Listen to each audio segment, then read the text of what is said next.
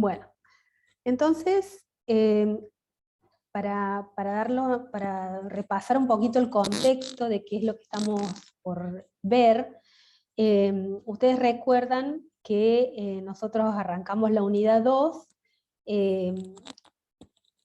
hablando de, la unidad 2 habla del workflow de diseño del sistema, y lo primero que hicimos es decir, bueno, ¿y qué se diseña? ¿Qué es lo que tenemos para diseñar? Y si ustedes recuerdan, en la primera clase introductoria donde vimos qué se diseña, vimos que la arquitectura es lo que es el diseño central, ¿no? Literalmente, no sé si se acuerdan el gráfico, en el centro de todo lo que diseñamos está la arquitectura, por la relevancia que tiene, ¿no? El diseño estratégico que le llamamos del producto. Entonces empezamos de hecho le dedicamos una unidad específica al diseño arquitectónico, que es la unidad 3, que solamente habla de diseño de arquitectura, y arrancamos trabajando con los requerimientos no funcionales, que es una de las entradas que retomamos durante el diseño, y vimos que cómo era el diseño arquitectónico. Bueno, así que lo vamos a retomar en este punto para hablar de el tema que nos ocupa hoy, que son las vistas arquitectónicas, ¿no? Así que yo les voy a compartir ahora pantalla la presentación con la que trabajamos este tema. Avísenme si ya la están viendo. Sí, profe, se ve. Perfecto. Entonces vamos a hacer un repasito acá.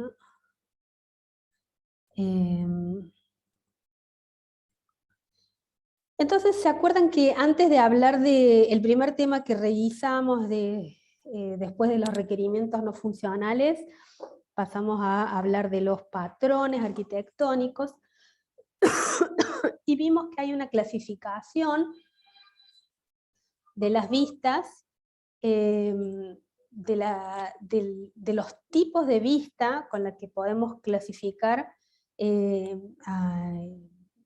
los modelos, ¿no es cierto? Y dijimos, bueno, tenemos vista de módulo, vistas de ejecución, vista de distribución. Acá se agrega una clasificación más, que es una vista de spanning. Que los tipos de vistas son categorías que nos ayudan a pensar en los modelos que generamos desde una perspectiva determinada, ¿no? Ustedes recuerdan que cuando hablamos del tipo de vista de módulo, el primer patrón que nosotros vimos, que era el patrón Layer, dijimos, sí, este es un patrón que responde al tipo de vista de módulo, porque es estático, ¿sí? Entonces, esa clasificación lo que nos muestra, esencialmente lo que vamos a ver en ese modelo es una vista de definiciones de los tipos de componentes, cómo se relacionan entre sí, pero que es estática básicamente. Y después el resto de los patrones, dijimos, bueno, todo el resto de los patrones son del tipo de vista de ejecución, porque todos ellos nos muestran cómo funciona, digamos, es un patrón que nos muestra una solución que tiene que ver que, como eran el broker, el publish and subscribe, el process coordinator, que están más relacionados con qué ocurre cuando se ejecuta, ¿no es cierto? Que tiene que ver que los elementos están en tiempo de ejecución y cómo se relacionan, y nos muestra el patrón, básicamente nos dice cómo aporta la solución cuando se está ejecutando, digamos, el sistema. Y un tercer tipo de vista que nosotros vimos, que tenía que ver con el patrón N-Tier, digamos, que era un patrón que podíamos clasificarlo como vista de ejecución y también como vista de distribución, porque hacía referencia a lo hardware, digamos, ¿no? Las vistas de distribución tienen en cuenta el hardware en el que se ejecuta el producto. Eso era relacionado a los tipos de vista. Como el tema central es la vista, veamos cuál es una definición de vista que dice que una vista es una proyección del modelo desde un punto de vista interesado, ¿sí? Es decir, desde un punto de vista de alguien que tiene un interés en particular, ¿sí? Eso es lo que dice. En ese sentido, el modelo, digamos, no está cuando uno hace una vista, no contempla el modelo en su totalidad, sino exactamente es eso, digamos, ¿no? Es un punto de vista, ¿sí? Entonces, para poder comprender el modelo en su totalidad, necesitamos varias vistas, ¿sí? Cada una hace hincapié en el interés en particular que tiene y me permite comprender relaciones y establecer un patrón o patrones, digamos, pero siempre desde un punto de vista determinado. Por eso, el proceso unificado trabaja con varias vistas, no con una única vista. Una única vista nosotros entendemos que no nos alcanza para comprender la arquitectura de un producto. Entonces, ¿qué dice el proceso unificado? Dice, bueno, el proceso unificado adhiere a una propuesta que hace un paper que libera un investigador que se llamaba Philip Crutzen, con K. Crutzen, que sugiere que para poder describir la arquitectura de un producto correctamente, se deberían utilizar estas 5 vistas, ¿sí? El aporte más importante que hace, digamos, y es esta vista central que la pone al medio por su relevancia, que es la vista de casos de uso o la vista de la funcionalidad, que le llamamos, ¿sí? Y que se centra en describir o tiene el punto de vista o el interés en el comportamiento del sistema, ¿sí? Entonces, las vistas las podemos describir desde el punto de vista estático, con diagramas que me dan una vista estática, o también las podemos describir desde el punto de vista dinámico, con algún otro diagrama dinámico que nos muestre una ejecución particular, digamos, ¿no? Entonces, la vista de la funcionalidad, que es la vista de casos de uso, cuéntenme ustedes, ¿desde cuándo venimos hablando nosotros de la vista funcional, la vista de la funcionalidad o la vista de los casos de uso? No es la primera vez que escuchamos hablar de esta vista, ¿no es cierto? ¿Y no venimos desde el análisis con eso? Desde antes te diría yo. ¿Se acuerdan el workflow de requerimientos? Que teníamos una descripción de la arquitectura. ¿Qué decíamos de la descripción de la arquitectura de los requerimientos? Decíamos exactamente eso, es una vista de los casos de uso significativos para la arquitectura, ¿sí? Entonces nosotros desde los requerimientos ya podemos establecer que hay un conjunto de casos de uso que son significativos para la arquitectura y componen, es un subconjunto de la totalidad de los casos de uso que nosotros identificamos, que componen esa vista, que es la que representa al sistema desde el punto de vista de la funcionalidad y su comportamiento, ¿sí? Es una vista que uno la puede tener tempranamente. El arquitecto durante los requerimientos ya puede tener una vista de la funcionalidad, y después, conforme avanzamos en el análisis y fundamentalmente en el diseño, podemos trabajar sobre las otras vistas. Durante el análisis trabajamos sobre las vistas dinámicas de la vista funcional, ¿sí? ¿Por qué? Porque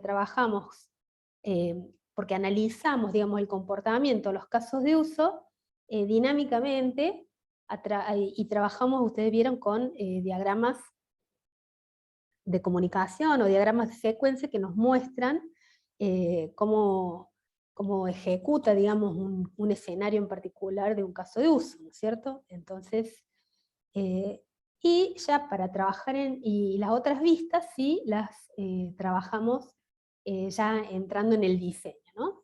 ¿Y cuáles serían las otras vistas? Otra vista muy importante sería la vista de diseño. La vista de diseño se centra en, de nuevo, a partir de la funcionalidad significativa para la arquitectura, agregamos lo que se llama, determinamos el vocabulario, ¿sí? Y a través de clases, subsistemas, relaciones entre esos subsistemas mediante interfaces y colaboraciones que las podemos mostrar dinámicamente con diagramas de secuencia, ¿sí? Pero con la vista estática del diseño la modelamos con un diagrama nuevo que lo vamos a aprender a usar hoy, que se llama diagrama de componentes, ¿sí? Otra vista muy importante es la vista de la implementación. Esta vista de la implementación nos permite modelar cómo vamos a montar el sistema, ¿sí? Nos permite estructurar un repositorio para que nos permita administrar el producto, ¿sí? Las versiones, toda la gestión de configuración del producto es lo que hace a esta vista de implementación, ¿sí? Y la trabajamos también con un diagrama de componentes. Otra vista que la podemos usar, digo la podemos usar porque nosotros no la vamos a trabajar en el práctico, pero muchas veces en los proyectos es necesario, se enfoca, se denomina vista de proceso, y hace foco en algunos procesos muy importantes dentro del sistema. Esos procesos necesitamos analizarlos, por eso tenemos una vista pormenorizada que se basa en clases activas, ¿sí? Trabajamos normalmente esta vista con un diagrama de clases y me permite analizar o detallar procesos que tienen que ver con la performance o la escalabilidad del producto, o de una parte del producto, ¿sí? O de una funcionalidad en particular. Y por último, tenemos la vista que tiene que ver con, que es la que nos muestra hardware, que es la vista de despliegue. Para la vista de despliegue utilizamos diagramas de despliegue que trabajan con nodos que representan un componente de ejecución, en el cual nosotros podemos ejecutar las piezas de código, y los componentes que vamos a instalar y cómo se relacionan esos nodos entre sí para que la funcionalidad funcione de acuerdo a los requerimientos que nosotros tenemos, ¿sí? El diagrama de despliegue también nos ayuda, sería como un mapa de cómo hacemos la instalación, ¿sí? Después en el ambiente productivo o en el ambiente que haga falta del producto para, si es un ambiente de prueba, para hacer las pruebas que necesitamos hacer, y si es el ambiente productivo, para que funcione de acuerdo a lo que solicitó el cliente, ¿cierto? Entonces, esta propuesta de estas 5 vistas, que en realidad la llama 4 vistas más 1, ¿sí? Que la 1 es la funcional, es la que propone el proceso unificado, porque dice que con estas vistas nosotros somos capaces de describir la arquitectura. No son las únicas vistas que hay, de hecho ustedes van a ver arquitectos que trabajan con otras vistas, pero es una buena base, digamos, para arrancar, para que ustedes conozcan cómo modelamos el diseño estratégico de un producto, ¿sí? Nosotros en clase lo que vamos a ver y lo que vamos a trabajar son la vista funcional, que la vamos a modelar. Nosotros vamos a trabajar con las vistas estáticas, ¿sí? Entonces vamos a trabajar acá con un diagrama de casos de uso que nos va a mostrar la vista funcional. Vamos a trabajar con un diagrama de componentes que vamos a modelar la vista de diseño, y vamos a trabajar con un diagrama de despliegue para modelar la vista de despliegue. ¿Estamos bien, chicos? ¿Se entiende hasta acá?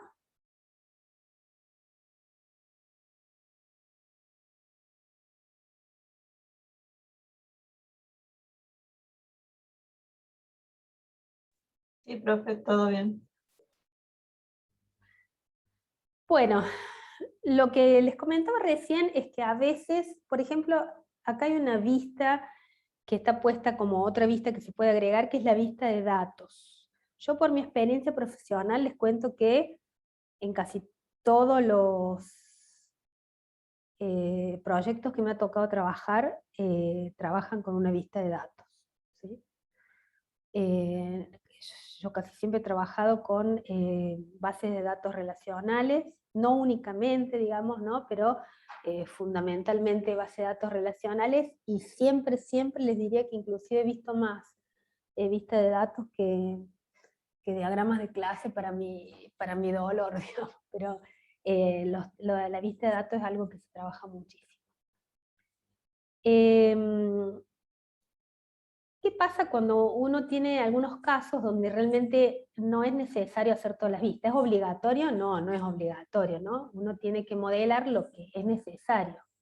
Si uno modela de más, pierde tiempo, porque sobreanaliza cosas que no es necesario, y ustedes saben que en este negocio, el tiempo, lo que nosotros cobramos son las horas hombre, ¿no es cierto? Entonces, el tiempo es el activo más importante que tenemos como proyecto, entonces desperdiciarlo es un mal criterio. Entonces no modelemos si no es necesario. ¿Y cuándo no es necesario? Y bueno, depende del producto que te toca, hay veces hay algunas vistas que no es necesario modelarlas.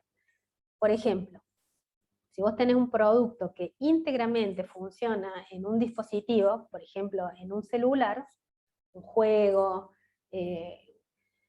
no es necesario hacer una vista de despliegue, porque ¿qué vas a hacer si desplegas todo dentro del teléfono, ¿sí? o del aparato mobile, ¿sí?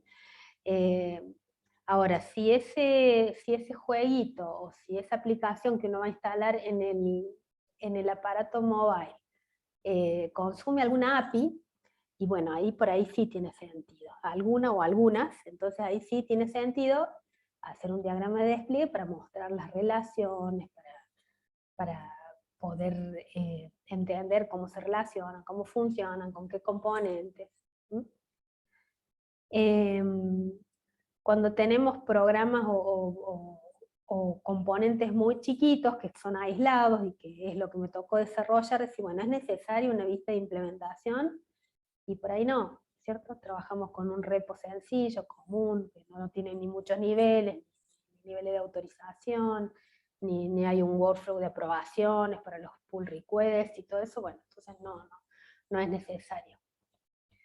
Entonces, por eso, digamos, la idea es que hacemos las vistas que necesitamos, ¿sí?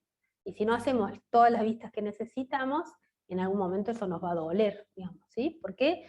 Porque la idea de generar las vistas es documentar las decisiones importantes respecto a la estrategia de desarrollo del producto. Si uno no lo tiene eso documentado, y después vieron que la gente se va, los productos quedan, y después la gente que los hizo se va a otra empresa, hace otras cosas, y nadie tiene idea de cómo tocarlo, por qué hicieron así, no de otra forma, a menos que esté documentado, digamos, ¿no? Por eso, tener a veces estas vistas, donde están documentadas las decisiones, me permiten mucho más rápidamente hacer cambios, digamos, mantenerlo, ¿no? Bueno, acá hay ejemplitos que es de todas las vistas, ¿sí? Pequeños ejemplos. Por ejemplo, la vista arquitectónica de la funcionalidad. Como les decía recién, la vista estática de la vista de la funcionalidad la trabajamos con un diagrama de casos de uso, donde típicamente vamos a tener un actor, los casos de uso y las relaciones, ¿sí? Actores principales, actores secundarios si hiciera falta, y eventualmente puede haber relaciones entre los casos de uso, relaciones entre los usuarios, jerarquías de usuarios, ese tipo de cosas, las pueden encontrar en los diagramas que representan la vista arquitectónica de la funcionalidad. En este caso es un ejemplito de un cajero automático, bueno, es una vista chiquitita porque, bueno, digamos que es una aplicación sencilla, no tiene demasiadas cosas. Ya vamos a ver bien con qué criterio nosotros seleccionamos de todos los casos de uso que hay, cuáles son los que vamos a elegir para que representen la arquitectura, ¿no es cierto? Lo vamos a ver concretamente en un ejemplo. Después, acá me parece que hay un error en el título, porque en realidad lo que muestra acá con clases activas es la vista de proceso, ¿sí? Entonces, la vista lógica o la vista de proceso se trabaja con clases activas y la relación entre esas clases activas, ¿sí? Eventualmente podría haber puertos acá en este ejemplo no están, pero es una forma. Nosotros no profundizamos en esta vista porque no la trabajamos en el práctico, lo que sí usted tiene que saber que existe y que es una de las 4 vistas más 1 de Crutzen que presenta el modelo, el proceso unificado. La vista arquitectónica del diseño la trabajamos con un diagrama nuevo, que es un diagrama de componentes. ¿Qué vamos a encontrar nosotros en el diagrama de componentes? Bueno, componentes. Trabajamos 2 niveles de componentes. Un componente está representado por, hace un cuadradito con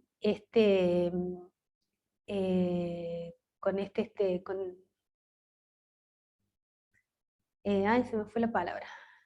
Iba a decir estereotipo, pero el estereotipo es este. Bueno, perdón. Con este simbolito acá, que es el que simboliza que este cuadrado es un componente. Y los estereotipamos y ponemos si es un subsistema o un componente de otro tipo, porque justamente dentro de un subsistema puedo tener otros componentes, ¿sí? ¿Cómo se relacionan los componentes entre sí? Los componentes dentro de un subsistema se relacionan entre sí con dependencias. Y entre distintos subsistemas se relacionan con interfaces, ¿sí? ¿Qué es una interfaz? ¿Se acuerdan que habíamos definido que la interfaz es un tipo especial de clase abstracta que me permite especificar el tipo de servicio que una clase le da a alguien que se lo requiere. Alguien, digo, es un subsistema u otra clase. Entonces, en este caso, las interfaces funcionan de esta manera. Por un lado está lo que UML llama interfaz provista, que es este lado con el redondelito.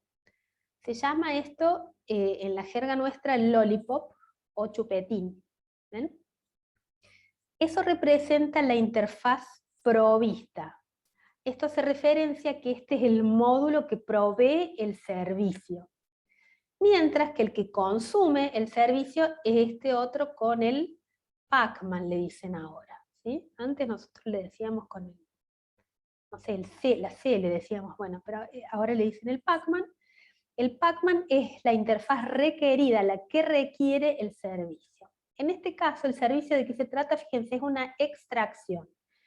Este componente, este subsistema que administra transacciones, le provee extracciones al subsistema de interfaz del cajero automático. ¿Sí? Así leemos nosotros esta relación. ¿Se entiende, chicos?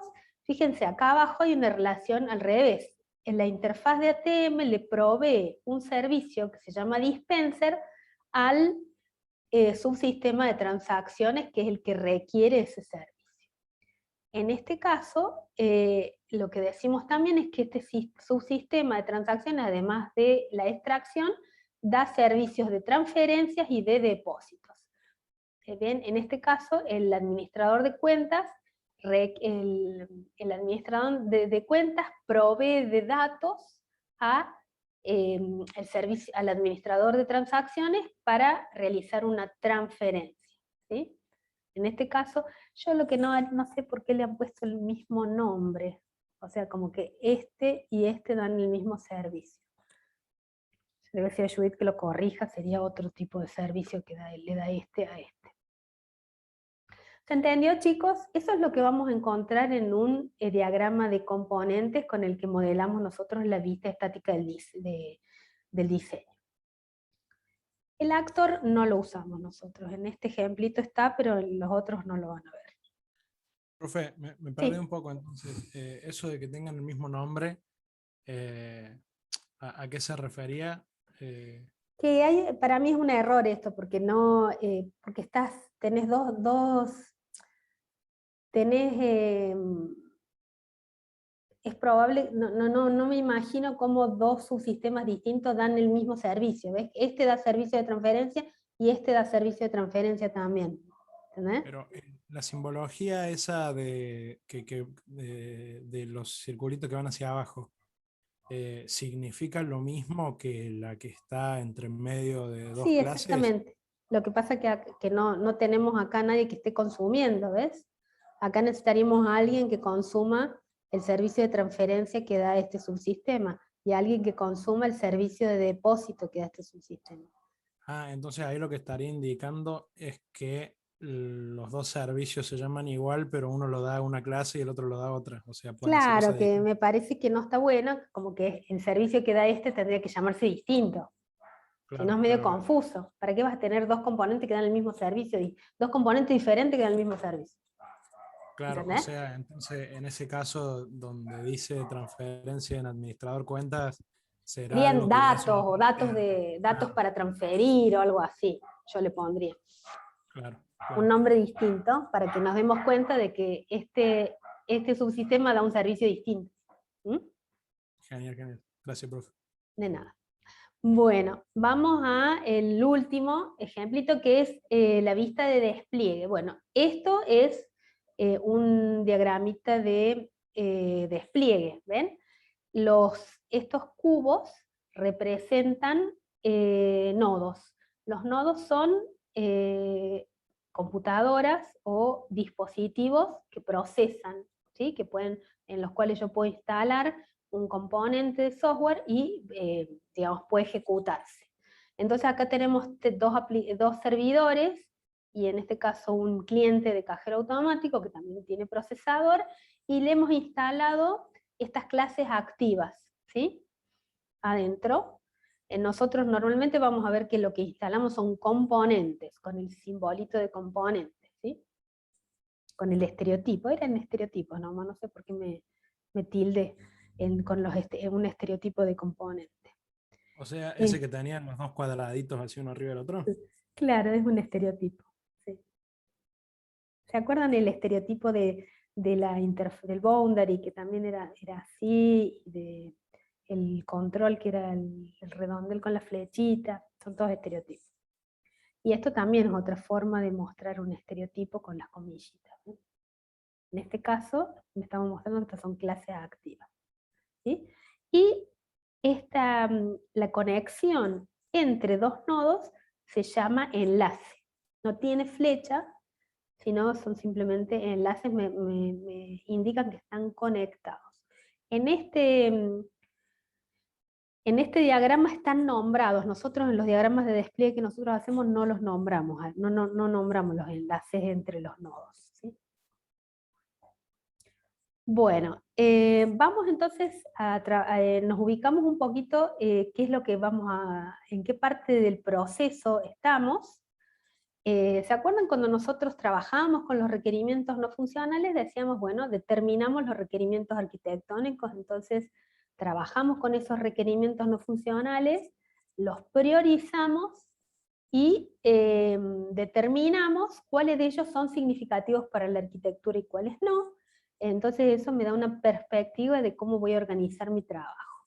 La próxima etapa era el diseño arquitectónico en sí, que teníamos dos etapas. Por un lado, determinábamos un framework arquitectónico definiendo qué patrones arquitectónicos yo iba a utilizar, ¿sí? Entonces, veía los patrones que aplicaban con mis requerimientos. Y lo segundo que hacíamos durante el diseño arquitectónico era distribuir componentes. La parte que vamos a ver ahora, que la expresamos con vistas, es exactamente eso, digamos, ¿sí? Lo que estamos haciendo ahora es distribuir, identificar, vincular y distribuir los distintos componentes en las tres vistas con las que vamos a trabajar, o más vistas en caso de que ustedes lo hagan con más vistas. ¿sí? Entonces, dentro del proceso estaríamos ubicados en ese lugar ahora cuando definimos las vistas. Entonces, lo próximo que vamos a hacer es vamos a trabajar con este ejercicio que se llama Fanáticos de Fútbol, para que ustedes vean cómo se arma una vista, cómo se arman las vistas. Hoy vamos a alcanzar a ver la vista funcional y lo que alcancemos a ver de la vista de diseño, y la clase que viene terminamos de ver la vista de despliegue. ¿Estamos bien? ¿Alguno tuvo tiempo de leer? Yo no me acuerdo si lo hemos usado ya, Fanáticos de Fútbol. No sé por qué me da la idea, me resulta familiar, me parece que ya lo hemos usado este año. Este ejercicio, a mí me anduvo muy mal el aula virtual, así que estuve renegando un montón, se lo subí, anoche les pasé por el autogestión el mensajito de que si lo podían leer estaría bueno, porque así lo entienden y yo no pierdo tiempo explicando esto, pero de todos modos, como no me fío de que muchos de ustedes lo hayan leído, lo vamos a repasar, ¿sí? De qué se trata esta aplicación Fanáticos del Fútbol. Bueno, la aplicación esta lo que hace, vamos a ver quién la usa, ¿sí? Es una aplicación que sirve le sirve a distintos clubes de fútbol para que sus hinchas y sus socios estén como cerca del club, ¿sí? Entonces, bajándose a sus teléfonos inteligentes la aplicación, pueden seguir un club determinado, estar enterado de los eventos que realice ese club, y en el caso de los campeonatos y los partidos, hacer seguimiento del fixture, contra quién juega, qué fechas, y durante los partidos tienen la posibilidad de hacer seguimiento minuto a minuto de todo lo que va pasando en el partido, ¿sí? Que a quién le sacan tarjeta roja, a quién tiene amarilla, los goles, los puntajes por jugador y ese tipo de cosas, ¿sí? Entonces, fíjense, los perfiles de usuario que trabajan contra esta aplicación, tenemos por un lado el que se denomina hincha, que es uno que se instala la aplicación y la idea es fidelizarlo como hincha hasta que finalmente quiera ser socio. Pero aunque no quiera ser socio, recibe mails con información. Si quiere adherir y ser socio, lo puede hacer por el teléfono, y a través del teléfono le informan si lo aceptaron la solicitud, y le mandan un comprobante para que haga el pago y se pueda asociar. Los que ya son, una vez que son socios, o son hinchas, digamos, sin asociarse, nos falta, no es obligación asociarse, acceden a noticias, a beneficios que les brinda estar con esta aplicación, digamos, de publicidad de distintos comercios y descuentos, y descuentos a las actividades que se realizan en el club, ¿sí? Luego está el responsable de socios, que es el que atiende cuando estos piden asociarse, atiende esa solicitud, y si cumple con todos los requisitos, viabilizan, digamos, la inscripción como socio, le manda lo notifica para que efectivamente vaya, pague y se asocie. Después está un administrador del club, que es el que genera toda la información que tiene que ver con el campeonato, ¿sí? Da de alta los clubes, los campeonatos, arma los fixtures en los cuales va a participar el club, digamos, todo lo que tiene que ver con la cosa institucional del club la mantiene a través de una aplicación web. Y por último hay uno que es un administrador de redes sociales, que es el que administra los beneficios del club, ¿sí? Informa, publica todas las noticias, digamos, publica los eventos minuto a minuto, ese tipo de cosas, digamos, que los que tienen la aplicación quieren estar enterados. Él es el responsable, digamos, de hacerle llegar la información a través de la aplicación. Bueno, Una vez dicho esto, veamos un poquito los requerimientos no funcionales en los términos en los que están planteados para que entendamos por qué tiene esa arquitectura, ¿sí? El requerimiento número, fíjense, nosotros en esta tablita lo que hacemos es, lo numeramos para identificarlo unívocamente, le ponemos un nombre, la descripción de qué se trata el requerimiento, si es o no significativo para la arquitectura, y una explicación de cómo resolvemos nosotros el requerimiento desde el punto de vista arquitectónico, ¿sí? Entonces, la autenticación de usuarios dice que la aplicación tiene que tener un módulo de autenticación de usuarios que a través de administrar y asignar permisos, claramente cuando alguno se loguea, en la aplicación, obviamente que como vimos que teníamos usuarios distintos, digamos, le habilita de acuerdo al tipo de usuario de que se trate, lo que puede ver, lo que no puede ver, etc. Entonces, está determinado que este requerimiento es significativo para la arquitectura, ya que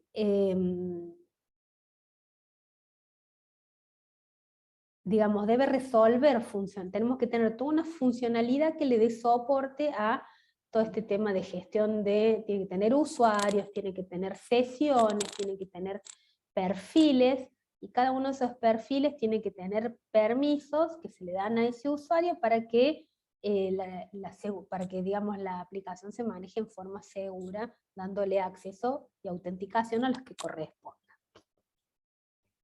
Después, el requerimiento 2 habla acerca del password, ¿sí? Se deberá requerir un password al momento de la creación del usuario que tenga entre 8 y 12 caracteres alfanuméricos, comenzando siempre con números y no aceptando cadenas consecutivas, cadenas consecutivas, por ejemplo 1, 2, 3 o ABC. Bueno, este requerimiento no es significativo para la arquitectura, ya que el tipo de password o las restricciones sobre el password no me cambia la arquitectura, ¿sí? Esta o cualquier otra arquitectura van a soportar, deberían poder soportar cualquier definición de password que uno quiera hacer, ¿sí? Por eso no es significativo. El 3 dice lenguaje de programación sin licencia, o sea, me piden que se desarrolle en un software libre, ¿sí? Tampoco es significativo para la arquitectura, digamos, ¿sí? La arquitectura que sea que yo quiero hacer, web, mobile, o lo que sea, bueno, tengo que tratar de encontrar algún lenguaje de programación que no sea licenciado para construirlo de acuerdo a lo que mi cliente quiere. El 4 es un módulo web, ¿sí? La aplicación tendrá parte de la funcionalidad, específicamente los módulos de administración que utilizarán el administrador del club, el responsable de socios y el administrador de redes sociales que deben ser desarrollados en tecnología web. O sea, estos usuarios tienen que tener aplicaciones web para manejar los socios, los clubes, ¿sí? El administrador, los usuarios, los permisos, todo eso. Y el de las redes sociales también tiene que tener una aplicación web que le permita administrar la parte que él maneja. Entonces, ¿esto es significativo para la arquitectura? Claramente, sí, porque me dice qué tipo de arquitectura es. En este caso, es tecnología web, ¿sí? Entonces tengo que definir un lenguaje de programación no licenciado que sea web. Y por otro lado, el producto también tiene una arquitectura mobile, ¿sí? Que es la parte de los hinchas y los socios, ¿sí? Entonces, para esos usuarios necesito hacer desarrollos en tecnología mobile que puedan andar tanto en dispositivos Android como en dispositivos Apple. Entonces, tengo que también encontrar un lenguaje de programación que sea compatible con estos sistemas operativos y que sea mobile, ¿sí? ¿Qué más? Después tenemos un requerimiento de cobro online, ¿sí? Entonces me dice que el sistema debe proveer una interfaz para realizar el cobro a través de redes de Mercado Pago, que es un sistema de pago online. ¿Es significativo para la arquitectura? Sí. ¿Por qué? Porque tengo que desarrollar algún componente que se entienda con Mercado Pago, ¿sí? Mi sistema tiene que desarrollar un componente que se pueda comunicar con el Mercado Pago, ¿sí? De esa manera implementar cobro online para mis hinchas y socios. Y por otro lado tenemos cobro por RappiPago y Pago Fácil, que es otra forma de cobro. Entonces se acepta el pago a través de estas redes, para lo cual el sistema debe procesar archivos TXT provistos por estas entidades para actualizar los cobros realizados. Esta modalidad se llama cobro offline, ¿sí? ¿Y cómo funciona? La gente va, paga en el RappiPago y el Pago Fácil, y estas empresas periódicamente me mandan un archivito con tipo TXT con las novedades. Entonces, ¿es significativo para la arquitectura? Y sí. ¿Por qué? Porque tengo también que desarrollar un componente que importe estos TXT, ¿sí? Y los haga comprensibles para mi sistema, ¿sí? Tiene que determinar, a partir de estos TXT, yo tengo que saber quién pago, qué fecha pago, cuánta plata pago, ¿sí? Para poder saber si está habilitado o no a ser socio o lo que sea. Después tengo un requerimiento que se llama envío de mail con comprobantes de inscripción y pago, ¿sí? Entonces, el sistema debe poder enviar los comprobantes de inscripción y los comprobantes de pago generados por mail para la opción de pago diferido o fuera de línea adjuntos en el mail. ¿Esto qué quiere decir? Que una vez que yo determino que un socio me mandó toda la información correcta, yo le puedo mandar el comprobante de que se inscribió y un archivito para que pueda ir a pagar, ¿sí? Y ¿es significativo para la arquitectura? Sí, porque necesito un componente que se entienda con el servidor que manda los mails, ¿sí? Normalmente esos servidores, si es Microsoft, si trabajo con tecnologías Microsoft, puede ser un servidor de tipo Exchange, o otros como Mercury, por ejemplo, que es otro que gestiona emails. Después hay un requerimiento no funcional que tiene que ver con el formato y el tamaño de los archivos de los datos que le pedimos al socio que suba cuando se quiere, al hincha y cuando se quiere asociar, que es la foto carné y la fotocopia del documento, ¿sí? Entonces la restricción es que los formatos pueden ser estos que están acá, y que el peso de cada archivo no puede ser más de 50K. ¿Esto es significativo para la arquitectura? Y no, en los términos en lo que está planteado, no es significativo para la arquitectura porque archivos de este tamaño se pueden guardar en una base de datos común, digamos, ¿sí? Cuando nosotros superamos por mucho y necesitamos archivos de alta calidad, tenemos que empezar a pensar que una base de datos de tipo SQL no es la mejor para manejar ese tipo de archivos, y ahí la arquitectura cambia. Pero cuando tenemos restricciones así de tamaño y lo podemos manejar en una SQL normal, digamos, no me cambia la arquitectura, y eso está explicitado acá en el requerimiento. Y por último tenemos estos últimos 3 requerimientos no funcionales, que son importar los eventos del partido, ¿sí? La información en tiempo real de los eventos de cada partido que juegue el club será contratada a la empresa Data Factory, que es la que registra minuto a minuto los sucesos de cada partido jugado del campeonato y los disponibiliza en tiempo real a través de un servicio web, ¿sí? Un web service. Entonces hay una empresa que se llama Data Factory, que es la que publica a través de un web service en tiempo real lo que va pasando en el partido. Entonces nosotros, para poder informar a nuestros hinchas, lo que hacemos, le contratamos este servicio. Entonces, ¿es significativo para la arquitectura? Sí. ¿Por qué? Y porque necesitamos un componente que sea capaz de levantar de este web service los eventos, ¿sí? Y hacer que mi sistema los entienda para poder hacer las notificaciones y para poder guardarlos en un histórico de lo que pasó en el partido, ¿sí? Entonces, este requerimiento también es significativo para el arquitecto. Después, en el punto 11 tenemos notificaciones push. El sistema permitirá enviar información sobre los eventos del club, noticias, beneficios, sorteos, y enviar notificaciones push a los dispositivos móviles de los clientes, ¿sí? Entonces, también es significativo para la arquitectura porque necesito armar un componente que notifique a todos los clientes suscriptos, digamos, de todos estos eventos que yo tenga, digamos, en el club y que sean de interés de los hinchas, ¿sí? Y por último tenemos publicación en redes sociales. El sistema debe permitir publicar desde la aplicación en las diferentes redes sociales las noticias, beneficios y sorteos, como así también los diferentes eventos en un partido en tiempo real. Entonces la pregunta era, bueno, ¿y esto es significativo para la arquitectura? Y sí, porque necesito una interfaz que me permita,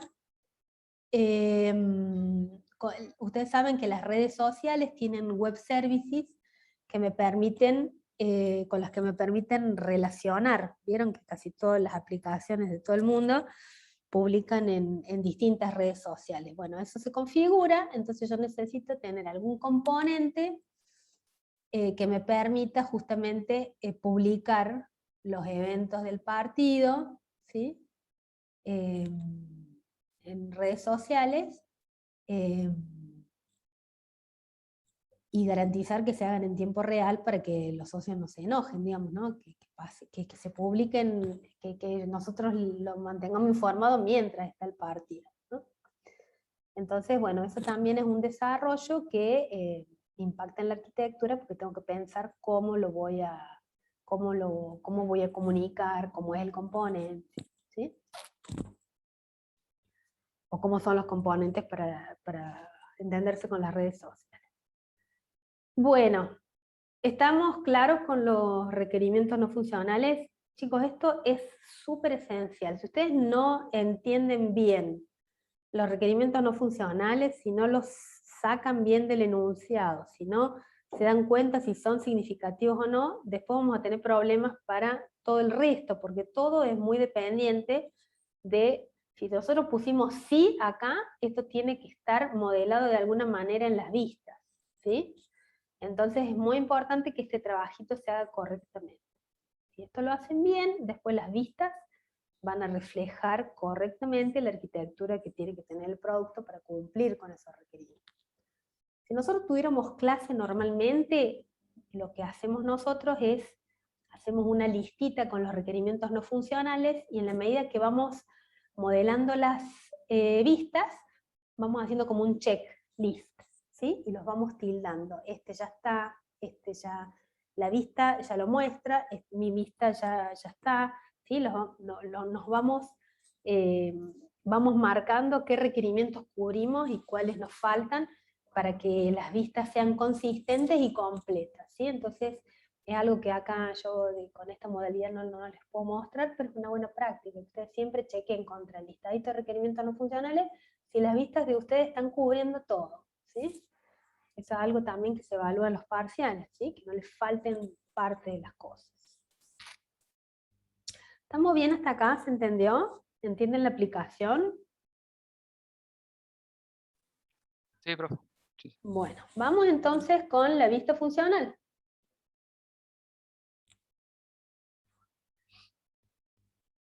Perdón, antes de la vista funcional vamos a ver el framework de arquitectura, ¿se acuerdan? Tenemos que ver qué patrones vamos a usar para resolver los requerimientos esos que teníamos.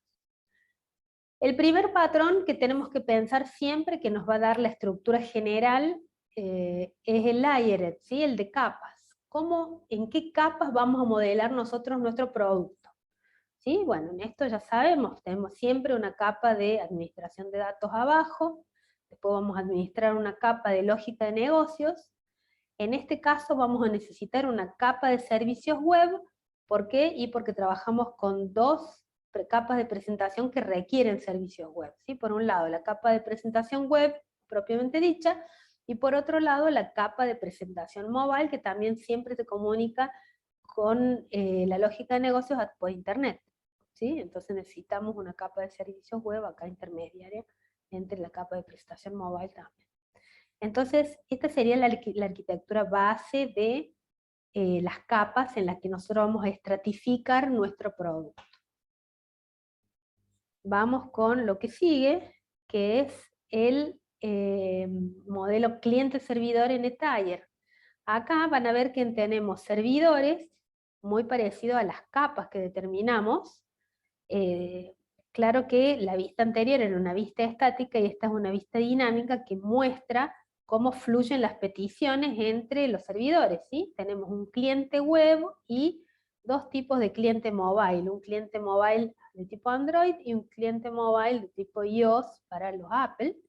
Y cuando entra una petición de cualquiera de estos clientes, todos van a parar al servidor web. El servidor web es el que deriva la petición a un servidor de aplicaciones, que es la encargada de resolver la lógica de negocio, y el servidor de aplicaciones requiere de los datos, entonces va hasta el servidor de base de datos, y de ahí vuelven todas las peticiones hasta el que originó la petición, la primera petición, ¿sí? Entonces este es el modelo de el NetTier para este producto, ¿sí? Después tenemos dos soluciones de tipo Publish and Subscribe, ¿sí? ¿Qué les parece? ¿Qué es lo que resolvemos con estos Publish and Subscribe?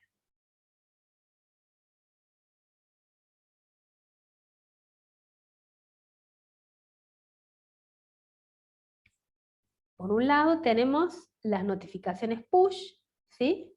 Que son todos estos eventos que para todos los que tienen la aplicación, tanto los que tienen la aplicación de iOS como la aplicación en Android, van a estar suscriptos, y cada vez que haya eventos en el club, voy a tener un tópico que va a notificar a todos los suscriptores de los eventos, ¿sí?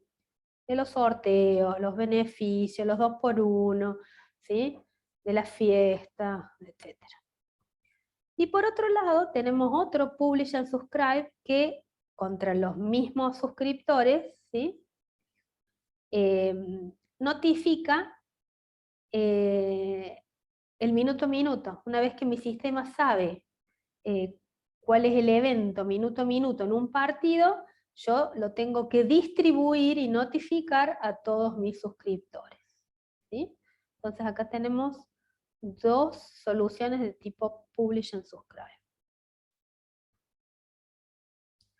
¿Qué más tenemos? Oh, chicos, no mire nunca el... Ah. Bueno, medio tarde, pero me cosa. Lo mire. Bueno, vamos a necesitar un broker. ¿Sí? ¿Se acuerdan lo que hacía el broker? ¿Qué hacía el broker? ¿Alguien se acuerda? ¿Para qué usábamos el broker? ¿Era para manejar las peticiones? No. ¿Qué hacía el broker? Transformaba algo así, le cambiaba el formato o algo, de lo que entraba a lo que salía. Tal cual. Hacía una transformación y enrutamiento de lo que entraba, ¿sí? Entonces, ¿en qué casos necesito hacer una conversión de datos? ¿Sí? Por un lado, el minuto a minuto. ¿Por qué? Acuérdense, yo tengo Data Factory, que es esa empresa que publica en un, creo que era un web service, ¿no es cierto? Sí, era un web service, publica en un web service la información minuto a minuto. Ahora, ese web service es muy probable que esté, qué sé yo, en HTML, o no sé, en lo que sea que esté, JSON o lo que sea con lo que trabaje el Data Factory. Ahora, yo en mi sistema, acuérdense que tengo que guardarlo en un formato que mi sistema entienda y además notificar a todos mis suscriptores, ¿no? Con mi sistema. Porque mis suscriptores no están suscritos a Data Factory. Nosotros estamos suscritos a Data Factory y una vez que pasan por acá, recién ahí lo distribuimos con nuestros suscriptores. Entonces acá necesito un broker que haga la transformación de los datos en el lenguaje que me lo trae Data Factory a el lenguaje que mi aplicación entiende. ¿Está bien? Ese sería uno de los brokers. Y tengo un broker más. ¿Alguien arriesga? Bueno, ya pasa. ¿Para qué sería el otro broker? ¿Qué es lo que transforma?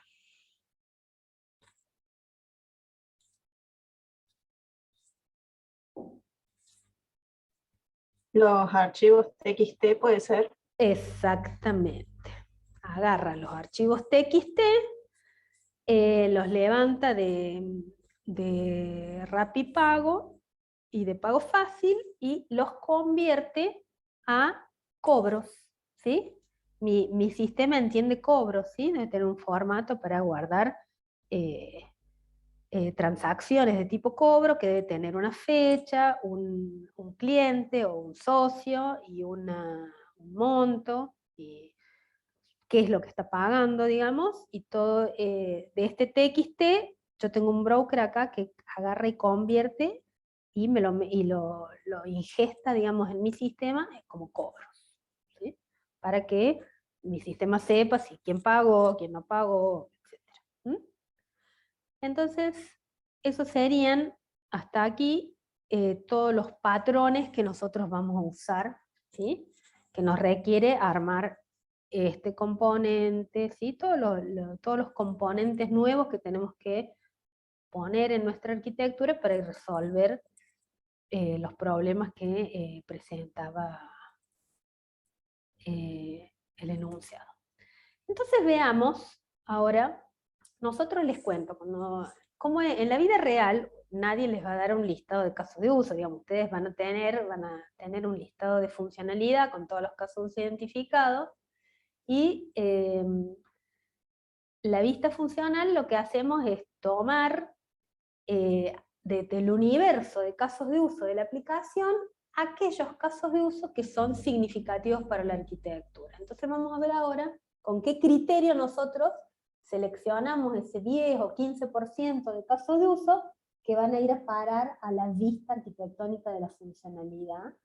Y lo que es importante que ustedes aprendan es cuál es el criterio para seleccionarlos correctamente, ¿sí? Que sean buenos casos de uso y que sean representativos de lo que es significativo para la arquitectura en esta aplicación.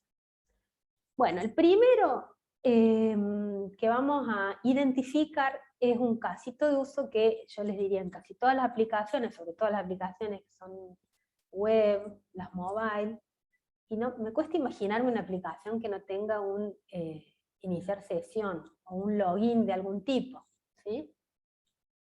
Ustedes en el teléfono ya están como, ya les guardo el usuario y tienen todos los permisos, digamos, pero ustedes siempre que entran a una aplicación se están logueando y están generando un objeto de tipo sesión, donde se puede reconocer una transacción que indica desde cuándo hasta cuándo está logueado en el sistema el usuario actual, ¿sí?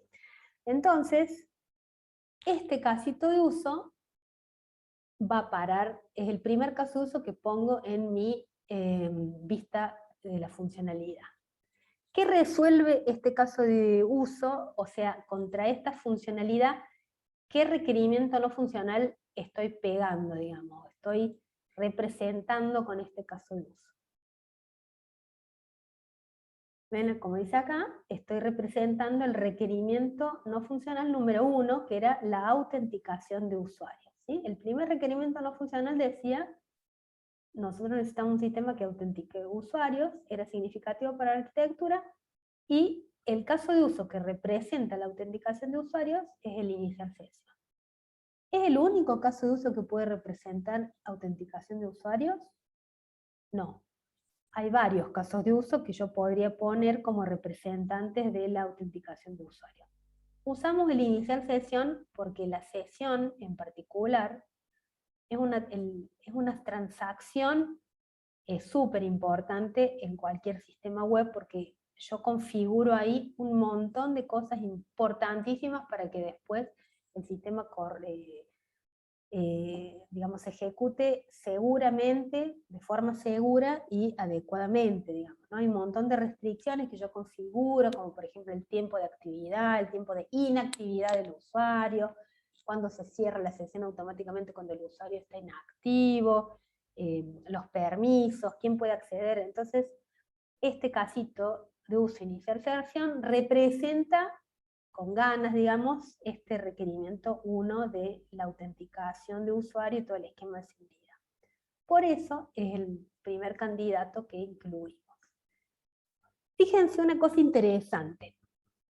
Si ustedes se fijan en el listadito de caso de uso de la aplicación, no tenemos un actor usuario, ¿sí? Este actor usuario es un actor abstracto, ¿sí? Que lo genero porque los actores concretos que tenemos son el administrador, el hincha, el responsable socio, el administrador de club, ¿sí? Pero todos ellos inician sesión, y como yo en UML no puedo poner como que muchos actores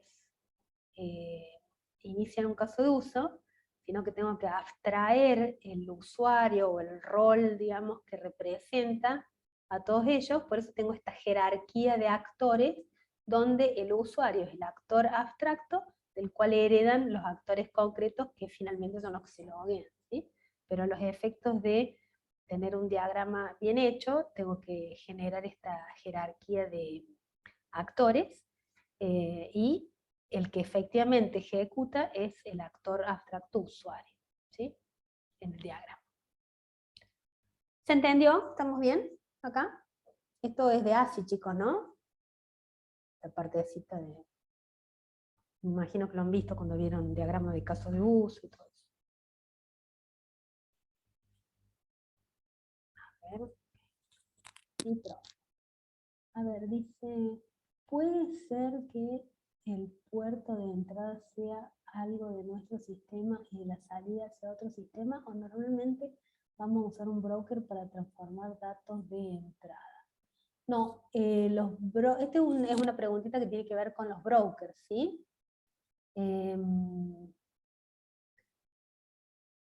Normalmente en un patrón arquitectónico nosotros tenemos un componente de los dos lados tenemos componentes de software, ¿sí? De hecho, y el patrón, el broker en sí es otro componente. Lo que sí hay muchas veces que los componentes, por ejemplo, en el caso de, yo necesito para poder traducir, necesito importar primero, ¿sí? Entonces necesito un componente que sea el que importe los TXT, ¿sí?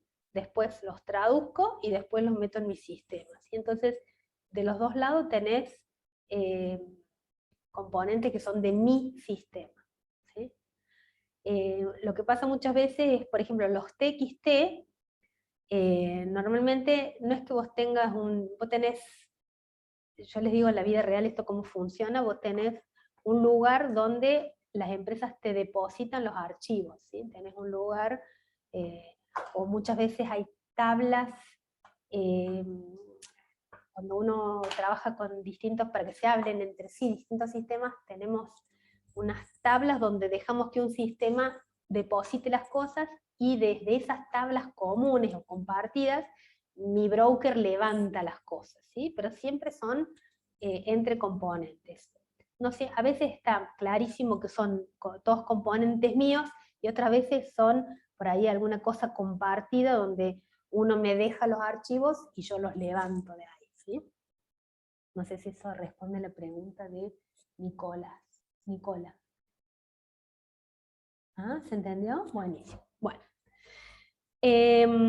Vamos con el siguiente. Bueno. Acá, fíjense, tenemos un registrar campeonato, modificar campeonato, consultar campeonato y eliminar campeonato. ¿Qué sería esto? ¿Qué son estos casos de uso?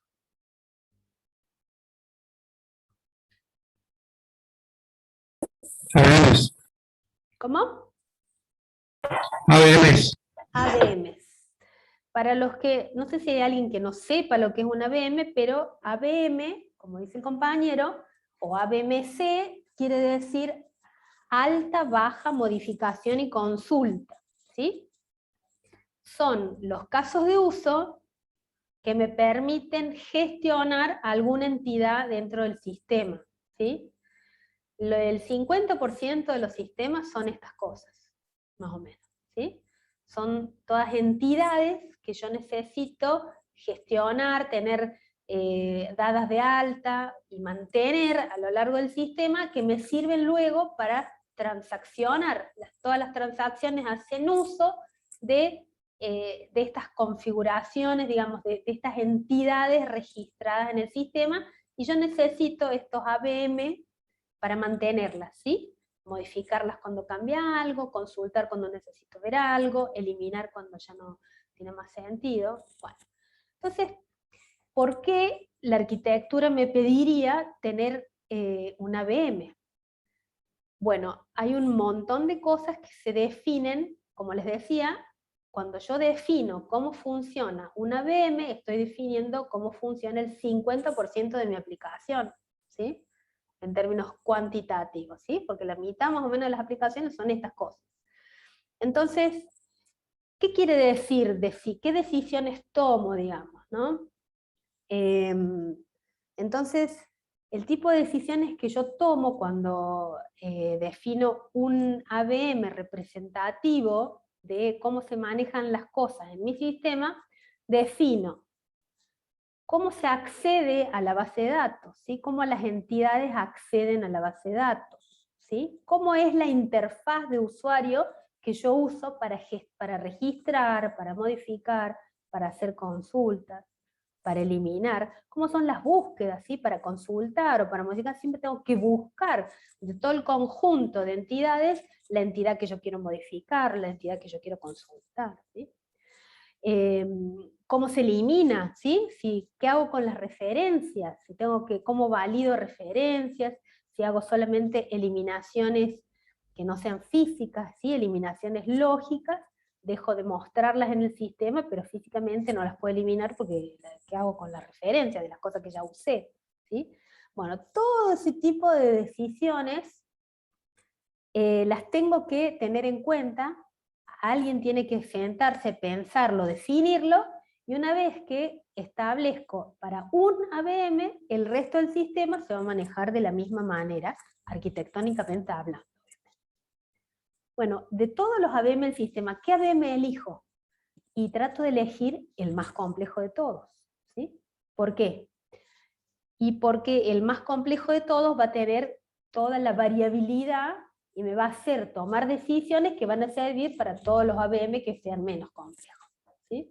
Si yo agarro un AVM que es muy sencillito, que tiene solamente código de descripción, y no defino nada, cuando me toque uno que tenga dos pantallitas, o que tenga que hacer una selección múltiple, o que muestre gráficos, o lo que sea que haga, digamos, para mantener las entidades, y ya, ya la arquitectura esa no me sirve, tengo que de nuevo llamar al arquitecto, ¿sí? Acá cómo hacemos, ¿sí? En cambio, si yo de entrada tomo una entidad compleja, o la más compleja que yo entienda que hay, y la defino en los términos arquitectónicos, acerca de los accesos, de los algoritmos de programación, de las interfaces, de las listas, de las búsquedas y todo eso, bueno, ya está definido y me sirve para, casi diría, como modelo para cualquiera otra de las entidades más sencillas. Ojo que estoy hablando de entidades que no son transacciones, ¿sí?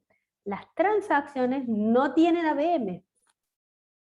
Yo no hago alta, baja, modificación y consulta de una transacción, ¿sí? Las transacciones normalmente se generan, ¿sí? No las doy de alta, ¿sí? Yo genero la transacción sobre la base de otras, uso datos y entidades configuradas, y después es difícil eliminar transacciones, porque ustedes acuérdense que la trazabilidad del sistema los marcan las transacciones, entonces eliminar una transacción es muy raro que en un sistema te dejen eliminar una transacción. Lo que vos haces muchas veces es reversar la transacción de alguna manera para anular, digamos, el efecto que hace, o anulás la transacción, pero no la eliminás, que eso sí se puede hacer con las entidades, pero no con las transacciones. Entonces, ojo cuando eligen el AVM, que no sea una transacción, porque muchas veces se confunden acá, ¿sí? Entonces siempre estamos hablando de entidades que no son transacciones. ¿Se entendió, chicos? ¿Estamos bien?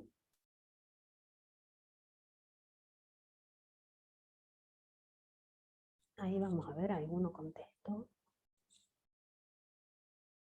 Sí, se entiende. Bueno,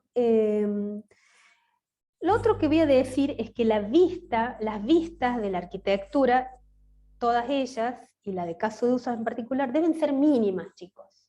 ¿Qué queremos decir que una vista sea mínima?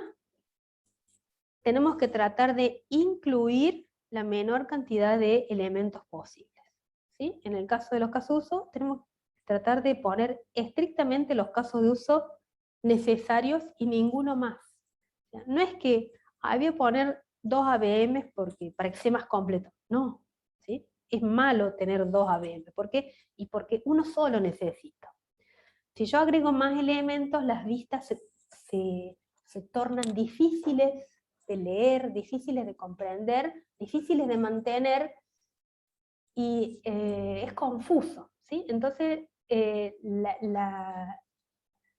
principio es que las vistas son mínimas, entonces no tengo 2 de nada, y si puedo, el mismo caso de uso, utilizarlo para reflejar varios requerimientos no funcionales, mejor, ¿sí? Entonces en este caso, incluyo el AVM, porque tengo que tener un AVM por todas las razones que les expliqué recién, pero también este AVM me resuelve, o cualquiera de los casos de uso que están en este AVM, me resuelven el requerimiento no funcional 4, que es el módulo web, ¿sí? Porque los campeonatos, toda esta parte que trabaja el administrador del club, es tecnología web. Entonces, este requerimiento no funcional está resuelto con cualquiera de estos casos. ¿Sí? Vamos a lo siguiente.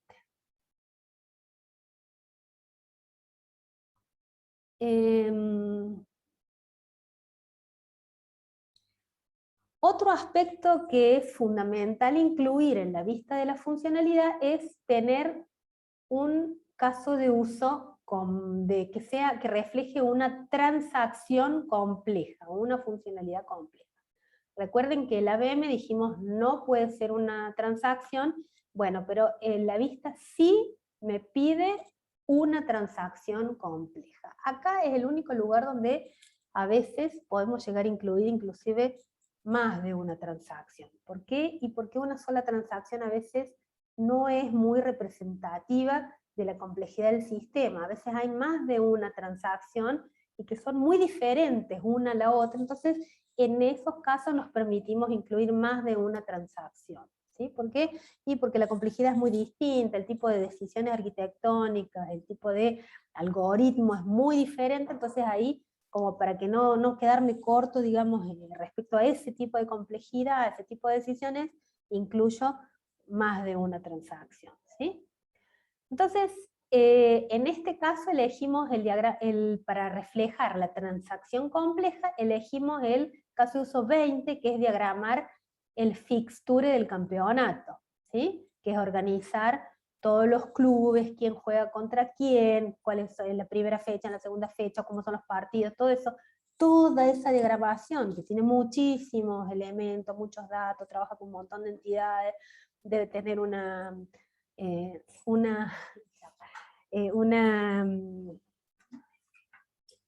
interfaz compleja, entonces para ese caso, este caso de uso está buenísimo, ¿sí? Desde el punto de vista arquitectónico, me sirve para mostrar la interfaz, el acceso a los datos, cómo organizar los componentes, si tengo que hacer distintos tipos de restricciones, o tengo que eficientizar alguna búsqueda, o tengo que hacer algunos arreglos, digamos, en las bases de datos, etcétera. Bueno, todo eso me sirve, por eso incluyo esta transacción compleja. Bueno,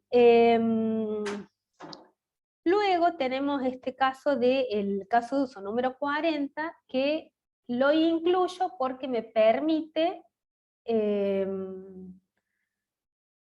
procesar comprobantes de cobro offline. El caso de uso 40 me permite resolver el requerimiento no funcional de cobro por Rapipago o Pago Fácil, ¿sí? Recuerden ustedes que el requerimiento no funcional decía que yo necesito implementar un componente que sea capaz de importar esos TXT, o sea, este casito de uso lo que resuelve es el broker que me permite trabajar, convertir los TXT en los cobros, ¿sí?, de mi sistema. Entonces, en este caso, este casito de uso está para resolver el requerimiento no funcional 7. Ustedes, chicos, si no se entiende algo, me van avisando y paramos. Si tuviera ABM diferentes según plataforma, también lo pongo, solo pongo uno. En la plataforma vos te referís, Pablo, a web y mobile, por ejemplo, ¿cierto? En ese caso, no necesariamente, yo elegí el ABM porque ya estaba, digamos, ¿sí? Vos podés, ahora vas a ver cómo acá representamos lo mobile y no elijo otro ABM, elijo otro caso de uso que sea mobile. De hecho, no vas a tener un ABM mobile, porque todo lo que es ABM lo mantengo web, ¿sí? Entonces, no vas a tener ABM mobile, ¿sí? Lo que vas a tener es algún caso de uso que sí sea mobile, y ese caso de uso es el que vas a incluir como el que resuelve la arquitectura mobile. ¿Se entendió? Bueno. O Win, exactamente. No necesariamente, o sea, yo en arquitectura web elegí el ABM, pero pueden elegir cualquiera que sea web, no necesariamente el ABM. De hecho, sí, pueden agarrar cualquiera que sea web y no necesariamente el ABM, si los confunde, digamos. No tienen que incluir dos ABM por ninguna razón, nunca le diría, ¿sí? Para representar las tecnologías, encuentren menos casos de uso, ¿sí? Porque si no, ahí la vista te crece en 4 casos de uso más al toque. Entonces yo elegiría otro caso de uso, ¿sí? Que no sean 4, que sea 1. Acá fíjense, acá tenemos, fíjense acá el mobile, acá está resuelto el requerimiento funcional número 5, que es la arquitectura mobile, y es registrar solicitud de asociación al club, ¿sí? Entonces este caso de uso lo ejecuta un hincha, y efectivamente resuelve el requerimiento no funcional de arquitectura mobile, ¿sí? ¿Por qué? Es el que me permite subir las fotos y todo eso para pedir ser socio. Y el otros casos de uso, ¿se acuerdan? El requerimiento no funcional del cobro online. Para cubrir este requerimiento necesito 2 casos de uso, ¿sí? ¿Se acuerdan que yo necesitaba generar componentes que me permitieran en este caso tenemos el registrar confirmación de cobro, es cuando Mercado Pago me da el ok que ya está cobrado, y registrar cobro de solicitud de adhesión, los dos son los que que me permiten interactuar con Mercado Pago, ¿sí? El registrar cobro de solicitud de adhesión es el que es alguno que se tiene que entender con Mercado Pago para que cobre, y después otro que donde Mercado Pago me diga, listo, anduvo todo bien, tenía plata, o las tarjetas estaban correctas, etc. Entonces, estos 2 casos de uso los incluyo para representar el cobro online. Después tenemos el temita de los envíos por mail, ¿sí? ¿Se acuerdan que cuando alguien alguien levantaba una solicitud, el responsable de socio se fijaba que cumpliera con todos los requisitos, y cuando estaba todo ok, le mandaba el comprobante de inscripción para que la persona se pudiera ir a pagar. En ese caso, esto se envía por mail, así que este caso de uso resuelve el requerimiento número 8, que es el que se tiene que entender con algún servidor de correo que sea capaz de enviar el mail al usuario. ¿Sí? Y luego, ¿qué más tenemos? Tenemos el caso de uso 44 resuelve el requerimiento de las notificaciones push, ¿sí? Las notificaciones push, recuerdan que nosotros las implementábamos utilizando un publish and subscribe, ¿sí? Era la forma en la que nosotros notificábamos con un publish and subscribe, teníamos los suscriptores de los que tenían Android y iOS, y con estas notificaciones push las administrábamos con tópicos de un publish and subscribe, y cada vez que tenía alguna novedad se le mandaba a los suscriptores. Perdón.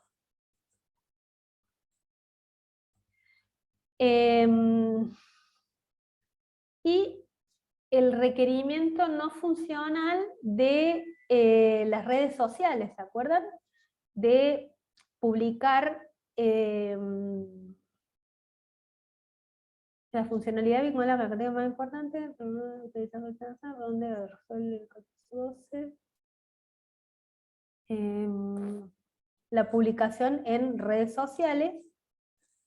¿Se acuerdan? La publicación en redes sociales también la hacíamos con este caso de uso que se llama publicar noticias, que el actor que hace la publicación de noticias en redes sociales es el administrador de redes sociales, y este caso de uso resuelve este tema de la publicación en redes sociales, ¿sí?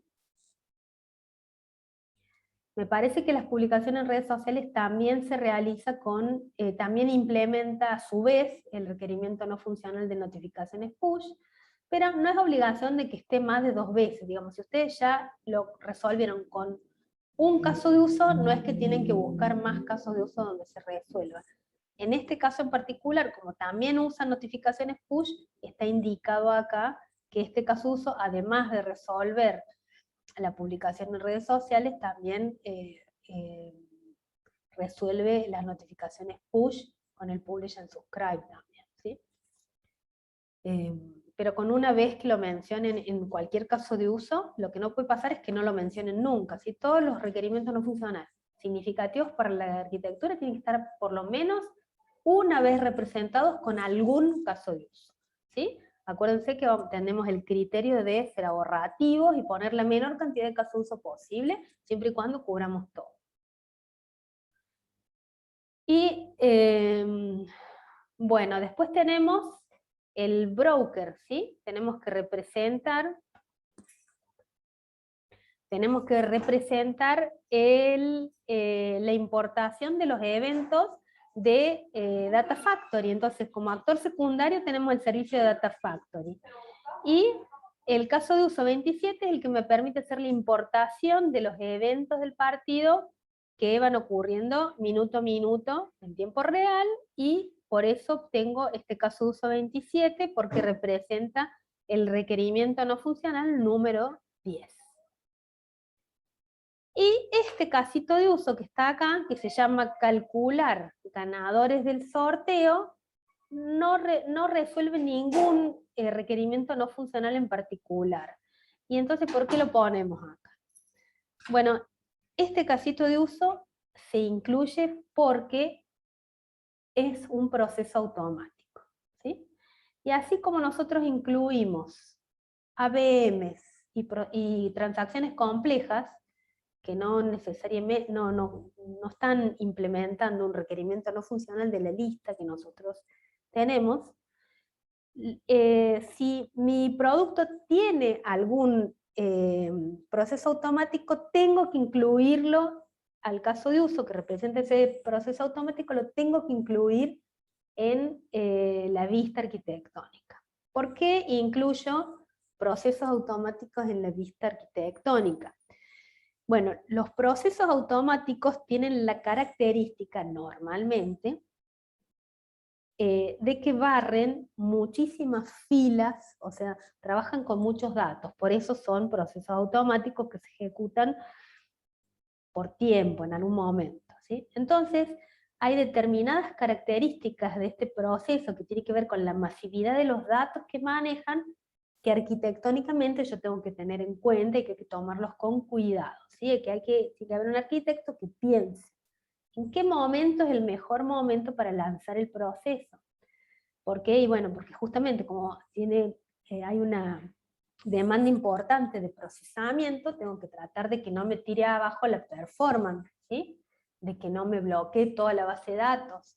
Entonces, si yo no lo pienso adecuadamente, no optimizo, no genero los índices necesarios, bueno, me puede provocar problemas de funcionamiento, ¿sí? Entonces, normalmente se esquedulean los procesos automáticos para hacerlos a la noche, cuando no hay nadie usando el sistema. Y si son procesos automáticos, que simplemente son automáticos por otra razón y no trabajan con muchos datos, bueno, en ese caso no haría falta, pero normalmente los procesos automáticos tienen esas características, entonces por eso se incluye, ¿sí? Porque tengo que pensar cómo minimizo el acceso, y bueno, y cómo puede afectar la performance, la disponibilidad del sistema, etc. ¿Sí? Muchas veces tengo que pensar en la contingencia, qué pasa si falla el proceso en la mitad, si lo tengo que arrancar de nuevo, si hago alguna forma de arrancarlo a la mitad, ¿sí? A veces son procesos críticos que se ejecutan con muchísimos datos. Yo siempre me acuerdo cuando les comentaba que yo trabajaba para una empresa financiera que había contratado un sistema, habían adquirido un sistema que les hacía manejar todo el tema de los morosos, ¿sí? El tema de los morosos es que vos pones mandar la información a un call center y mandas a los chicos que empiecen a llamar, bueno, ¿cuándo va a pagar? Qué sé yo, quiere que hagamos un plan de pagos, todo eso. Bueno, pero los chicos para hacer ese trabajo tienen que estar correctamente actualizados, es decir, nosotros sabemos quién fue y pagó. Y muchas veces, y las novedades de pago normalmente son offline, vieron cómo es, la gente va y paga en un Rapipago, entonces vos necesitas que todos esos Rapipagos actualicen el sistema para que el otro día el chico no lo llame a uno que ya pagó, que se va a enojar si vos lo llamas. Entonces, bueno, todas esas cosas, entonces vos necesitas lanzar esos procesos automáticos de actualización de morosos y qué sé yo, en una ventana que te alcanzara para que al otro día, a la mañana, pudieran arrancar a trabajar todo el call center que vos tenés contratado. Y bueno, cuando te fallaba uno de esos procesos, eran las 8:30 de la mañana y todavía no estaba terminado el proceso, o se truncó la mitad, y bueno, era un problemón, si se dan cuenta. Entonces, es muy importante desde el punto de vista arquitectónico tener previsto cómo se hace, cómo se taclea cuando falla, qué plan B tenemos, cómo es la alternativa, todas esas cosas en los procesos automáticos. Por eso van a encontrar, si ustedes tienen algún proceso automático, ese casito de uso siempre va.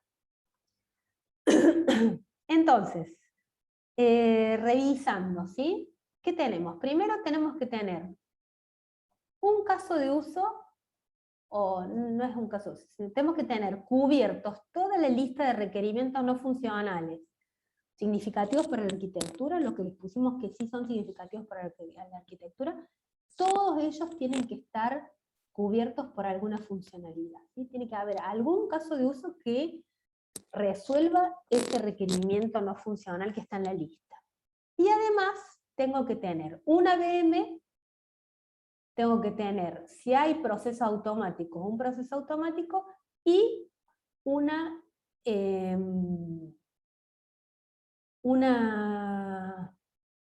transacción compleja también, ¿sí? Fijémonos a ver si tenemos todo. Transacción compleja acá está, el AVM acá está, el proceso automático acá está.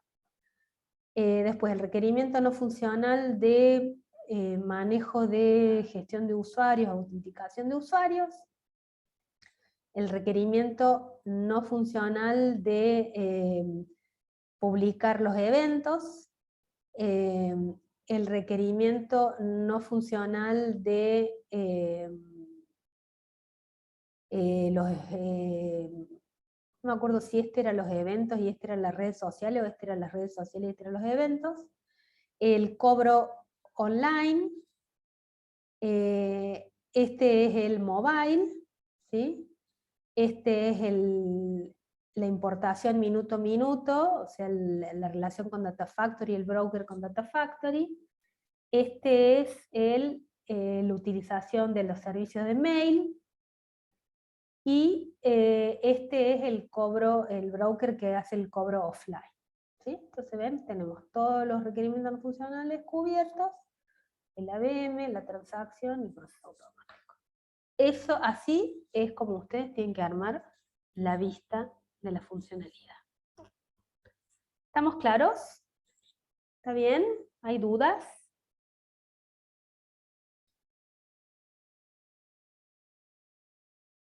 Todo bien, profe, se entiende. Bueno, perfecto.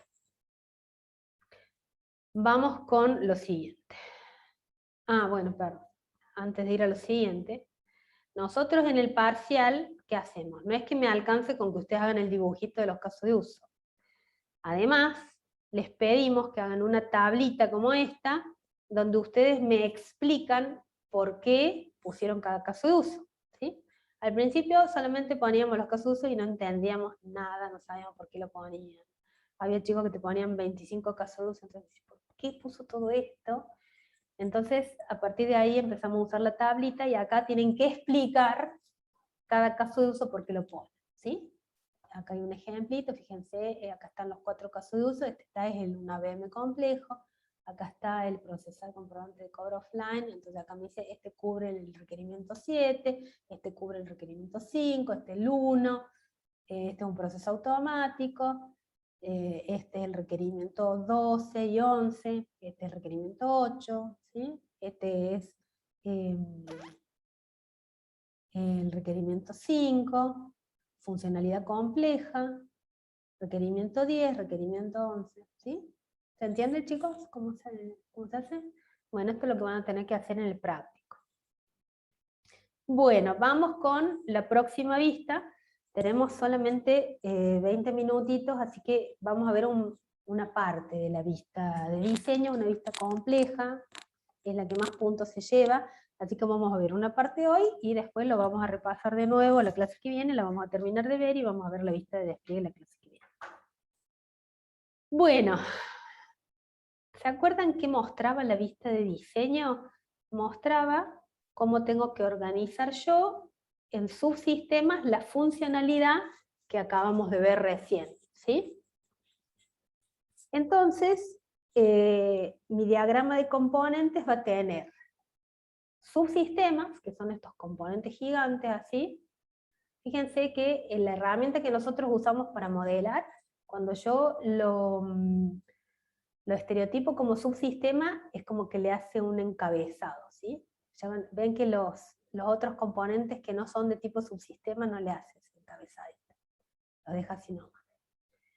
Ven que el componente es este rectángulo con el estereotipito de componente acá, ¿sí? Y los componentes lo mismo, pero como no están estereotipados como subsistema, no tienen la rayita. Y lo otro que fíjense que adentro de un subsistema yo tengo componentes y que los componentes se relacionan entre sí con dependencias. ¿Se acuerdan cómo era la dependencia? La dependencia indicaba que hay un componente independiente, y un componente dependiente, ¿sí? El dependiente apunta al independiente, ¿sí? ¿Y eso qué quiere decir? Que si este componente cambia, este tiene que cambiar, ¿sí? Este depende de este. Eso es lo que modela esa dependencia. Digamos, ustedes cuando ponen componentes adentro de los subsistemas tienen que establecer algunas relaciones entre sí. Ustedes no pueden tener un subsistema que no tenga ninguna interfaz con otro subsistema. ¿Por qué? Y porque si está aislado, ¿qué sentido tiene? ¿Qué dijimos de los sistemas? Y que tienen que tener relaciones mínimas, pero tienen que tener relaciones. Si no tiene relaciones, no es un sistema.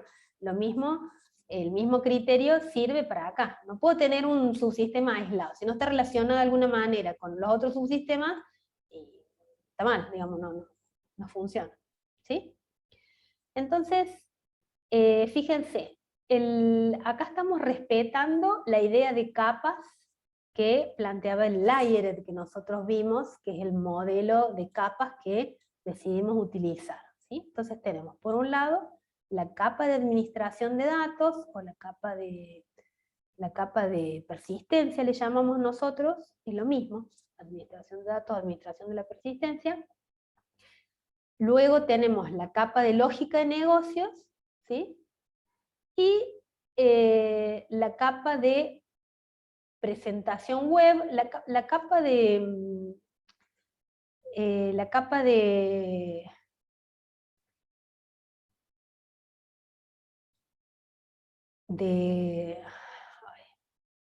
servicios web, que la tenemos como una capa entera, está, muchas veces está representada acá en las paginitas que son la presentación web, ¿sí? En el caso este. Nosotros acá no estamos modelando clientes, los clientes los vamos a modelar en el despliegue, ¿sí? Estamos modelando las capas, que son todos los componentes de software. En el caso del mobile, acá voy a tener el componente de software que yo necesito instalar, la capa de presentación que yo necesito instalar en mi dispositivo mobile para que pueda relacionarse con la lógica de negocio, ¿sí? Y en el caso del web, las páginas que yo necesito que es la capa de presentación que me permite acceder a la lógica de negocio, ¿sí? Bueno, fíjense, la capa de administración de persistencia casi siempre va a ser igual a esto que ustedes ven acá. ¿Qué quiere decir? Ustedes esto lo pueden cortar y pegar en casi todos los sistemas que trabajan con base de datos, porque es más o menos siempre igual, ¿sí? Salvo que tengan explícitamente varias bases de datos distinguibles entre sí, y ahí, bueno, van a tener, por ahí esto va a ser más complejo, pero si no, más o menos siempre funciona así. Tienen un modulito de persistencia que da dos tipos de servicios, ¿sí? Materializar y desmaterializar, ¿sí? Y se accede a la base de datos únicamente a través de la persistencia, ¿sí? Nadie puede acceder directamente a la base de datos. Siempre es a través de estos servicios de materializar y desmaterializar. ¿Qué hacen estos servicios? Materializar le llamamos cuando tomamos las filas en la base de datos y generamos de ellas objetos, ¿sí? Y desmaterializar es cuando tomamos objetos que existen, digamos, que están ejecutándose, y los planchamos, los desmaterializamos en filas de una base de datos. Eso quiere decir este servicio que me permite de una base de datos generar objetos y viceversa, ¿sí? En este caso, fíjense, nosotros pusimos que la capa de lógica de negocio requiere, en su totalidad, todo el subsistema va a requerir materializar y desmaterializar.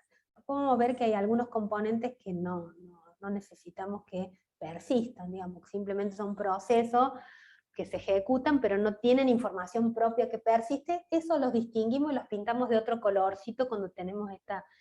Hacemos esto simplemente para que sea más comprensible, porque si yo tuviera que hacer todas las rayitas contra todos los componentes no se entendería nada, ¿sí? Entonces esa es una forma que tenemos nosotros de mostrar las interfaces, ¿sí? Esta es la interfaz, recuerden, interfaz requerida. La capa de lógica de negocios requiere materializar y desmaterializar a el componente este que me da el servicio del trabajito este de materializar y desmaterializar, ¿sí?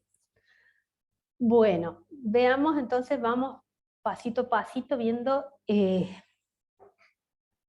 subsistemas incluimos nosotros en la vista de diseño.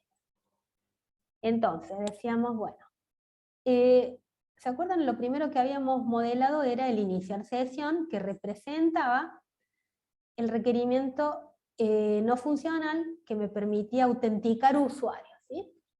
Entonces, esta funcionalidad lo que representa es toda esta gestión de usuarios que me permite saber quién se está logueando a la aplicación y saber qué permisos le puedo dar, qué es lo que puede mirar, qué es lo que no puede mirar.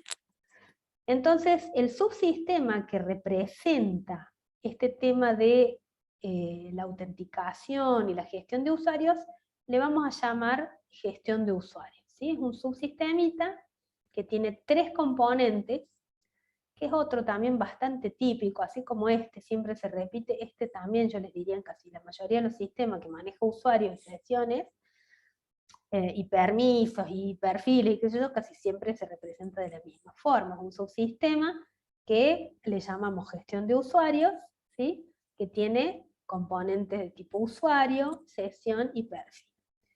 ¿Qué les voy a decir de esto? Los componentes no mapean uno a uno con las clases que yo tengo en mi diagrama de clase. No, porque si no, me queda una vista incomprensible, porque tengo muchísimas clases yo en un diagrama de clase. Entonces, el concepto de componente es un poco más abstracto, es decir, el componente, por ejemplo, el componente usuario, podría representar a la clase usuario, y el componente perfil podría representar perfiles, permisos, ¿sí? Y más de una clase, ¿sí? No solamente la clase perfil, sino todas aquellas clases que resuelven los permisos, los distintos perfiles, ¿sí? Y los usuarios podrían representar los usuarios, eventualmente podrían ser los empleados, ¿sí? ¿Entienden lo que les digo? El componente representa una clase, a veces representa una sola clase, y a veces representa un conjunto de clases que funcionalmente tienen sentido y son representativas del nombre que tiene el componente, ¿sí? ¿Por qué? Y porque no puedo poner 80 clases dentro de un sistema porque ya no se entiende nada. Entonces la idea, recuerden que son vistas mínimas donde tengo estrictamente lo que necesito. Entonces, ¿qué servicios me da a mí este subsistema de gestión de usuario? ¿Para qué lo necesito yo en el sistema? Para que me dé el servicio de autenticación, ¿sí? Para saber quién puede usar qué. Entonces, esto es lo que ofrece este sistema. Y por otro lado, ¿qué capas de presentación necesito para manejar los usuarios, los perfiles, las sesiones? Y necesito tanto para la capa mobile como para la capa web, necesito que los dos tengan, que el subsistema de usuarios tenga presentación web y el subsistema de mobile también tenga presentación mobile. ¿Cómo lo hacemos? Esto es una convención que tenemos en la cátedra, ¿sí? La capa de presentación para un subsistema, hacemos un solo componente que le llamamos usuarios, tiene el nombre del subsistema, y le ponemos pres de presentación y web. Acá lo mismo, es usuario porque serían todos los componentes de presentación que yo necesito para manejar este subsistema, y pres porque son solamente la capa presentación, y mobile. Y si tuviera win, sería usuario pres win, ¿sí? Esa es la forma en la que nosotros en la cátedra trabajamos con la capa de presentación y las capas de lógica de negocio. Entonces la interfaz, la capa de presentación, requiere la lógica de negocio, ¿sí? Entonces, fíjense, la lógica de usuarios, el servicio de lógica de usuarios lo da todo este subsistema, y esta capa de presentación hace uso de la lógica de usuarios. ¿Se entendió?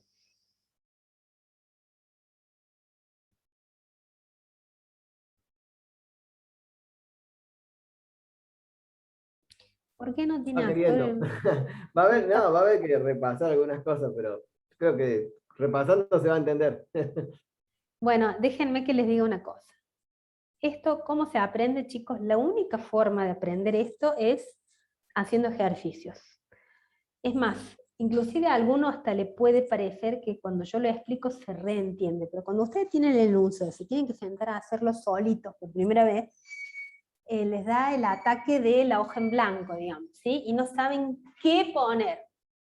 Bueno, ayúdense con estas pequeñas cosas. Si saben que tenemos base de datos, sabemos que tenemos un subsistema de esto, si saben que hay usuarios, vamos a tener un subsistema que por lo menos arrancan, ¿sí? Pero la única forma es haciendo ejercicios, nada más. Créanme que si ustedes llegan al parcial con 4 o 5 ejercicios, ya se les va a ocurrir cómo resolver, ¿sí?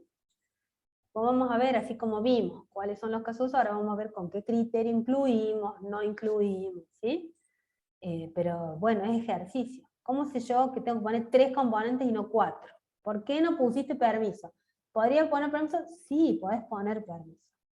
Y si no lo pongo, ¿está mal? No, no está mal. Porque con esta abstracción a mí me alcanza para darme cuenta que es una gestión de usuario y que me permite autenticar usuarios, ¿sí? Ese es el tipo de cosas que necesito que ustedes se vayan apropiando, digamos, que vayan aprendiendo cómo hacer. Bueno, no me queda nada, chicos, no voy a avanzar más porque no, ya les quemé la cabeza con tanta cosa. Me parece que tenemos 5 minutitos más, nada más. Bueno, lo que les voy a pedir para la clase que viene es que lean bien el enunciado. Entonces, si ustedes tienen bien en claro, tienen en fresco los requerimientos no funcionales, y tienen en claro, les va a costar mucho menos enfocarse en la técnica para armar los subsistemas, identificar los componentes, identificar las interfaces y todo eso, que es lo que requiere este diagrama, ¿sí? Este diagrama requiere eso, encontrar los subsistemas, encontrar los componentes, establecer las relaciones y las interfaces. No es complicado, pero bueno, hay que ir aprendiendo cómo se hace, ¿sí? Y profe, ¿y este tema en algún libro aparece como para ir leyendo y no solo quedarse Sí, con lo de las clases? en la bibliografía, digamos, lo de las vistas es esencialmente práctico, digamos, ¿no? En los libros hay teoría. Si vos buscas en internet, está el paper de Crutzen, es de los años 90, ese paper, que es sobre el que basa digamos, teoría, esto no tiene mucha teoría. No, los libros, y los libros de sistemas, díganme ustedes si me equivoco, los ejemplos que tiene son bastante pavos y difíciles de entender, digamos, ¿no? Así que lo que yo te diría es que mires ejercicios, en todo caso mires algún ejercicio, si hay ejercicios resueltos en lo que está subido en el aula virtual, eso te va a ayudar mucho más que los libros teóricos, ¿sí? Los libros de sistema tenemos, yo les digo, que se encuentran por ahí en internet, o cosas más provechosas que los libros. Nosotros siempre hemos encontrado que los ejemplos son muy abstractos, siempre con cosas difíciles de entender. Por eso nosotros trabajamos tanto y publicamos el Educo, que son casos completos de punta a punta, que les permiten a ustedes ver ejemplos que les hablen más, digamos. Ejemplo, procesador de texto, ¿viste? Es difícil de entender un procesador de texto. Siempre yo, por lo menos fíjense en todos los libros que tenemos, esos ejemplos, ¿viste? O ejemplos pavos, como el cajero automático, tiene 3 casos de uso, ¿no? O sea, por eso nosotros traemos todos estos ejemplos por ahí más complejos, ¿no? Bueno, entonces hagamos así. Ustedes leen bien el enunciado, ya con las chicas van a empezar a trabajar patrones y la vista funcional, y bueno, esto es, como les decía, tratar de hacer ejercicios. Hay guías en el aula virtual, si es que el aula virtual anda, y de ahí pueden guías con ejercicios resueltos, y está todo lo de Educo, que está completo, digamos, de punta a punta, tiene todos los vistas, todo, para cada uno de los ejercicios, así que con todo eso tienen material para entrenarse. Bueno, los dejo hasta la clase que viene.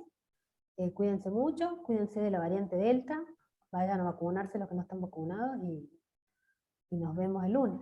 Muchas gracias, profe. Nos vemos el Gracias, lunes. profe. Muchas gracias, profe. Chao, chao. Gracias, profe, nos vemos.